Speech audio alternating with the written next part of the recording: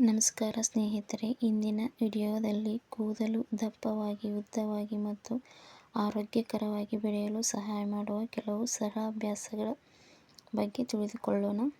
ಮೊದಲು ಒಂದು ವಿಷಯ ನೆನಪಿಡಿ, ಕೂದಲು ಒಂದೇ ರಾತ್ರಿ ಅಥವಾ ಒಂದು ವಾರದಲ್ಲಿ ತುಂಬ ಉದ್ದವಾಗುವುದಿಲ್ಲ. ಸಾಮಾನ್ಯವಾಗಿ ಕೂದಲು ತಿಂಗಳಿಗೆ ಸುಮಾರು 1 ರಿಂದ 1.5 ಸೆಂಟಿಮೀಟರ್ ಬೆಳೆಯುತ್ತದೆ.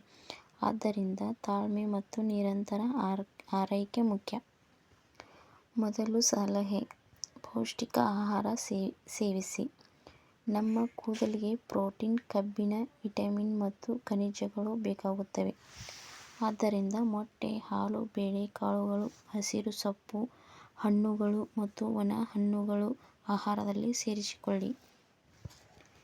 ಎರಡನೆಯದು, ವಾರಕ್ಕೆ 2 ಅಥವಾ 3 ಬಾರಿ ತಲೆಗೆ ಎಣ್ಣೆ ಹಚ್ಚಿ ಮೃದುವಾಗಿ ಮಸಾಜ್ ಮಾಡಿ. ಅದರಿಂದ ತಲೆ ಚರ್ಮದ ಆರೈಕೆ ಆಗುತ್ತದೆ ಮತ್ತು ಕೂದಲು ಆರೋಗ್ಯಕರವಾಗಿರಲು ಸಹಾಯವಾಗುತ್ತದೆ. ಮೂರನೆಯದು, ತಲೆ ಚರ್ಮವನ್ನು ಸ್ವಚ್ಛವಾಗಿಡಿ.